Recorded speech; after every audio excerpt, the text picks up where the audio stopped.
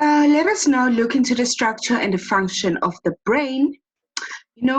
Great of learner, it's not everything that you're going to be assessed on, as I've told you, but it is wise for you to look at the guidelines so that you know which labels and which functions you need to know regarding the brain. So we are going to look at what you need to know: the A, the B, the C, the D, and the E. Let's begin with the A. What is the A then? The A is the cerebrum. What is the B? The B is the cerebellum. Don't get confused between the two. The C is the medulla oblongata. The E is the hypothalamus, and then the corpus callosum. So, great Hoflener, these are the functions, the labels that you need to know. Now, as I've told you, the A, just hold on, the A will be the cerebrum, okay? So this is the cerebrum, this part, this whole part here. And then B, there's B, the cerebellum, okay? So you need to know the difference. So this is the cerebellum, the small brain.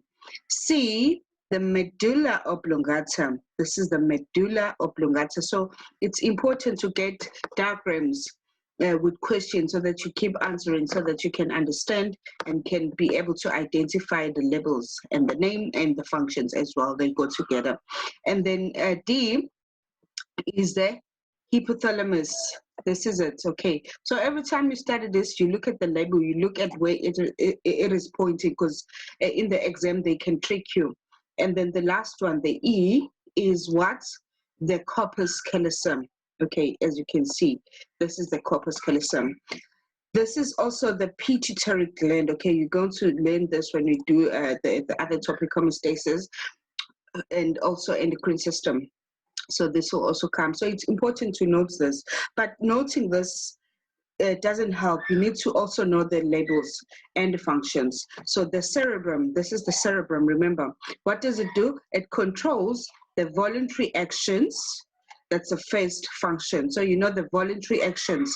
And it also receives and interprets sensations from sense organs. That's one of the functions as well.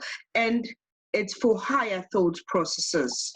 So that's all about the cerebrum. So you've got to remember this, and it's just 3 bullets. You need to remember them, because sometimes they ask you, give the function of label A, and they don't say it by name. So you have to see what is A then. Okay, and then B, let's go to B. So the function of the cerebellum, it coordinates all voluntary movements. It controls muscles, tension to maintain balance. Okay, so umuntu odakiwe ke kushuthi kusuke kunjani konakele la angithi, but we'll get into that. And then C, the medulla oblongata, it transmits nerve impulses between the spinal cord and the brain. Okay, remember I've shown you this as well at the beginning of our lesson. It controls involuntary actions such as heartbeat and breathing. Okay, and then hypothalamus, it controls the center for for hunger, for thirst, for sleep, for body temperature and emotions. So this is it, the hypothalamus. And E, what does E do? It connects the left and the right hemisphere of the brain, allowing communication between both hemispheres. My creative learner life science, you just have to learn, you just have to memorize izinto and understand izinto. I-label and the function in the diagram. So this diagram itself, it is very important.